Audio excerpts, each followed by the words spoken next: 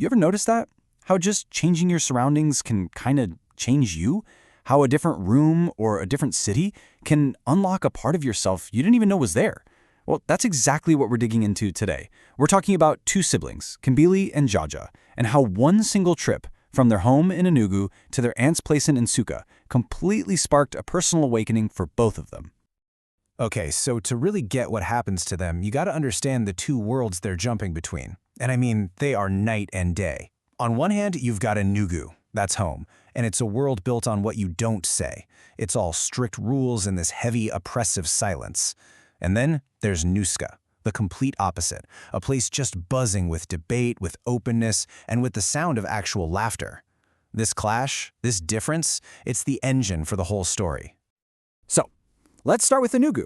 And look, this isn't just a dot on a map, it's a system. Their dad, Eugene, has basically engineered their home around these super strict religious and moral codes.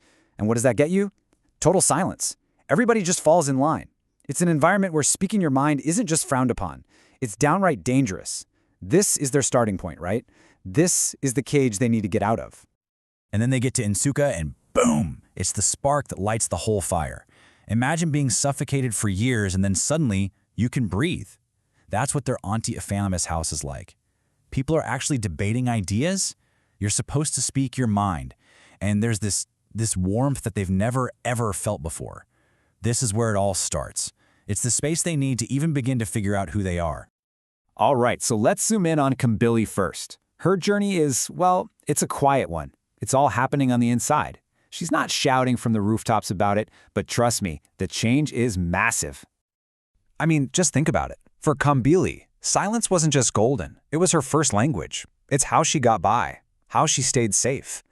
But now, in Nsukka, it's like she's in a foreign country, and she has to start learning this brand new language, the language of actually talking, of feeling things out loud.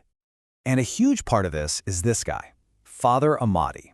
He's this young, really charismatic priest, and he gives her a kind of attention, a kind of validation that's totally new to her. It's not harsh or demanding, it's just kind. And that kindness starts to chip away at that armor she's been wearing for years. And what's so wild is that it's the little things, you know? Things we take for granted. She's finally getting affection that she doesn't have to earn. She's seeing people just talk, argue about ideas, and she hears laughter at the dinner table. Can you imagine? A sound she's probably never heard in her own house. It's through all these small, everyday moments that she starts to realize, hey, maybe I matter. Maybe my voice matters. Okay, now let's flip the coin and look at her brother, Jaja, because his story is almost the complete opposite. If Kimbili's change was an internal whisper, Jaja's is an external shout. He finds his voice, and man, does he start using it. You can almost see his journey in 3 steps. First, he's just watching. He's taking in this whole new, free world at Nsukka, same as his sister. But here's the difference. Instead of just processing it quietly, he absorbs it, and it turns into confidence. And once he's got that confidence, that's when he starts pushing back against all those old rules he used to just accept. And this is a huge deal. The kid who never said a word is now the one asking all the tough questions. He's not just disobeying, he's questioning the whole system, the morality, the religion, his father's entire authority. It's not a quiet protest, it is a full-on challenge.